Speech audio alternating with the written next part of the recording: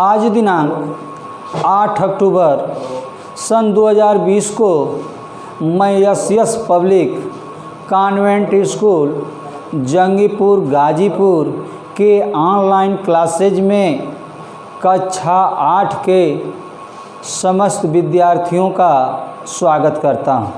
प्रिय बच्चों, आज की वीडियो में हम लोग अभ्यास 1E का चौथा सवाल हल करेंगे जो गुणा के रूप का है। आइए देखिए, सरल कीजिए। यह जो है हमारा प्रश्न दिया गया है। अब हम क्या करेंगे, इसके आगे प्रश्न को सेम टू सेम अगली पंक्ति में उतार लेते हैं। बहुत लड़के जो सवाल दिया होता है वहीं पर जो है कटाने पिटाने का काम शुरू कर देते हैं, जो कि यह सिस्टम सही नहीं है। अब देखिए, सवाल को हमने जो है दूसरी पंक्ति में उतार दिया। अब इसके आगे देखिए, यहाँ ध्यान दीजिए, यह माइनस से माइनस कट गया। -1 बटा के -6, तो माइनस से माइनस कट गया। या दूसरी प्रकार से समझेंगे कि माइनस में माइनस से भाग देते हैं तो प्लस हो जाता है, दोनों का भाव एक ही है। तो यह माइनस से माइनस कट गया। अब इसके आगे देखिए, -5 है और यह जो है प्लस -10 अंश में है, -5 हर में है, तो -5 से यह -10 जो है 2 बार में कट जाएगा। माइनस से माइनस में भाग देंगे तो यहाँ प्लस हो जाता है, प्लस चिन्ह आगे इंगित नहीं किया जाता है। ठीक, अब इसके आगे देखिए, इसके नीचे 1 छिपा हुआ है, इसको लिखते नहीं हैं, लिख भी लेंगे तो उसमें कोई गलती नहीं होगा। तो यह -3 है और यह जो है -9 है, तो दोनों को जब हम 3 से कटाएंगे तो यह कट करके -1 हो जाएगा और यह कट करके जो है 3 हो जाएगा। अब इसके आगे देखिए, अंश का गुणा अंश में और हर का गुणा हर में कर लेते हैं। चाहे और कटने जोग रहेगा तो उसके आगे भी कटा करके छोटा रूप में बना लेते हैं, ताकि गुणा जो है बड़ा नहीं होगा, छोटा हो जाएगा। तब इसके आगे देखिए, 3 × 3 3 × 18 कट गया। अब जितना बचा है उसको लिख लेंगे। एक ही बार कटा करके उसको ज़्यादा जो है गज्जिन नहीं करते हैं, घना नहीं करते हैं, साफ साफ लिखते जाते हैं, आगे बढ़ाते जाते हैं। तो यह हो गया -1 गुणे, यह हो गया 2 बटा 1, तो बटा के 1 का कोई अर्थ नहीं होता है, गुणे यह हो गया 6 गुणे माइनस से माइनस को हम कटाए हैं तो यह हो गया 1 बटा के 6। इसको हमने फ्रेश उतार लिया।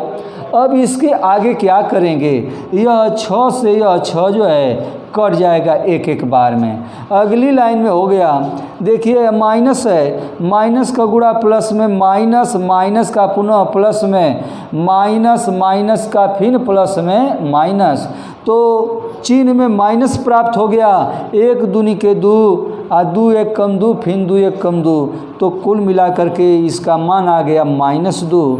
तो हमारा आंसर हो गया -2।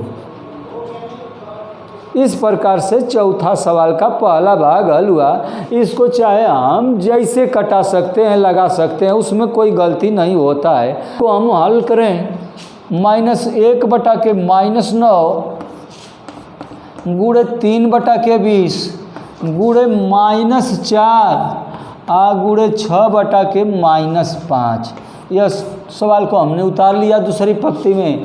अब इसके आगे जो है कटाएंगे। यह देखिए, ध्यान दीजिए, -4 इसके नीचे 1 छिपा है, -4, तो 4 से कटाएंगे तो यह -1 हो जाएगा और 4 × 5 = 20 हो जाएगा। अब आगे देखिए, इसको हम माइनस से माइनस कट गया तो यह हो गया 1 बटा के 9 गुणे 3 बटा के 5 गुणे -1 बटा के 1 लिख दे रहे हैं, गुणे यह का है 6 बटा के -5, 6 बटा के -5 है, यह उतर गया। पुनः इसको कटाएंगे, 3 1 कम 3, 3 तिली के 9, 3 आ गया और 3 से इसको कटा देंगे, 3 1 कम 3, 3 दूनी के 6। अब ऊपर देखिए 1 1, यह -1 है और यह 2 है, तो ऊपर का गुणा ऊपर करेंगे तो यह हो गया अंश का गुणा अंश में, तो यह हो गया -2। अब बटा के नीचे देखिए क्या बचा है, यह 5 बचा है और यह जो है -5 बचा है, तो प्लस का गुणा माइनस में, तो माइनस 5 5 25। अब माइनस में माइनस का भाग देंगे तो यह प्लस हो जाएगा, या माइनस से माइनस कट गया, जैसे आप समझ लें 2/25। इससे भी छोटा होने लायक रहेगा तो उसको जो है कटा करके छोटा कर लेंगे, और यह इससे छोटा नहीं हो सकता है तो इसी को हम उत्तर बता देंगे 2/25। इस प्रकार से चौथा सवाल का दोनों पार्ट हल हुआ।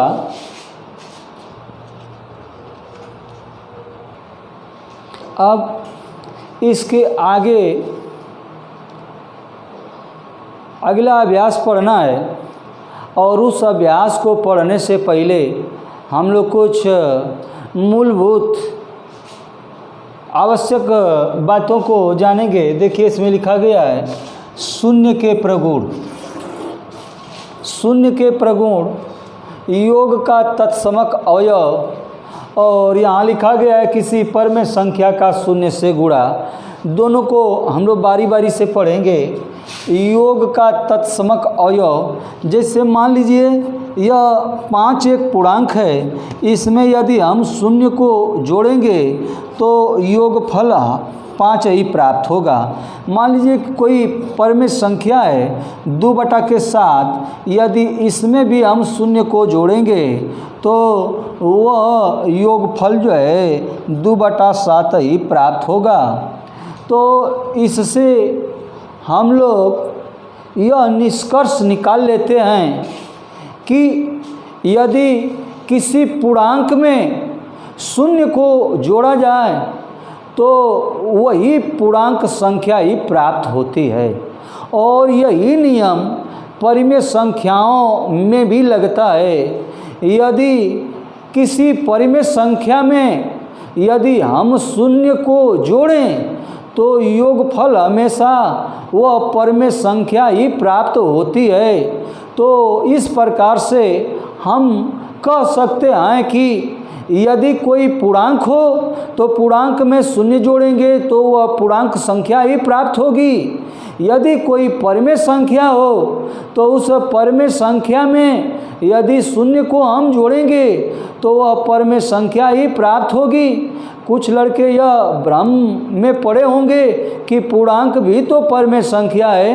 बात सही है, लेकिन इसको हम अलग अलग समझा रहे हैं। जैसे मान लीजिए कि यह पूर्णांक है, पूर्णांक में हम शून्य जोड़े हैं तो यह जो है 5 + 0 = 5 प्राप्त हुआ है, और यह जो है भिन्न है 2/7 जो है भिन्न है, जिसको हम परिमेय संख्या के नाम से जानते हैं। यह भी एक परिमेय संख्या है क्योंकि इसके बटा में 1 छिपा है, लेकिन मौके पर इसको हम पूर्णांक कह करके आप लोगों को समझा रहे हैं। तो चाहे वह पूर्णांक हो चाहे वह परिमेय संख्या हो, यदि उसमें हम शून्य को जोड़ते हैं तो वही पूर्व वाली संख्याएं ही प्राप्त होती हैं।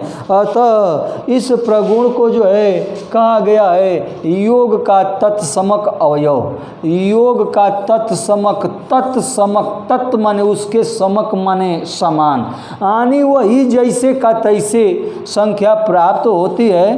तो इस प्रकार से आप लोग समझ गए होंगे शून्य के प्रगुण के अंतर्गत योग का तत्समक अवयव। तो इसको बस स्पष्टीकरण के तौर पर मैं पुनः जो है एक बार रिवाइज कर दे रहा हूँ। यदि किसी पूर्णांक में शून्य को जोड़ा जाए तो वही पूर्णांक संख्या ही प्राप्त होती है, और किसी परिमेय संख्या में शून्य को जोड़ा जाए तो वही परिमेय संख्या ही प्राप्त होती है। अब आइए दूसरा प्रगुण के बारे में हम लोग चर्चा करेंगे। किसी परिमेय संख्या का शून्य से गुणा, किसी परिमेय संख्या का शून्य से गुणा, चाहे वह परिमेय संख्या हो पूर्णांक हो, पूर्णांक और परिमेय संख्या दोनों का आशय लगभग बराबर है। तो किसी परिमेय संख्या का शून्य से गुणा, मान लीजिए हमारी परिमेय संख्या जो है 3/5 है। यदि इसमें हम शून्य से गुणा करें, यदि हम शून्य से गुणा करें तो गुणनफल हमेशा शून्य ही प्राप्त होता है। जैसे मान लीजिए कि 15 एक पूर्णांक है, तो 15 में शून्य से गुणा करेंगे तो गुणनफल शून्य ही प्राप्त होता है। तो इससे हम यह समझ लेते हैं कि यदि कोई पूर्णांक हो या कोई परमेय संख्या हो, यदि उसमें हम शून्य से गुणा करते हैं तो गुणनफल हमेशा शून्य ही प्राप्त होता है। तो यह जो है किसी परमेय संख्या का शून्य से गुणा, तो गुणा से हम लोग संबंधित तथ्यों को समझे हैं, उनसे अवगत हुए हैं, और यह जो है योग के संबंध में है और यह जो है गुणा के संबंध में है। यदि योग करेंगे तो वही संख्या प्राप्त होगी जिसमें शून्य को जोड़ा गया है। यदि गुणा करेंगे किसी संख्या में तो वह गुणनफल हमेशा शून्य ही प्राप्त होता है। इस प्रकार से आज हम लोग शून्य के प्रगुण के बारे में पढ़े हैं, समझे हैं।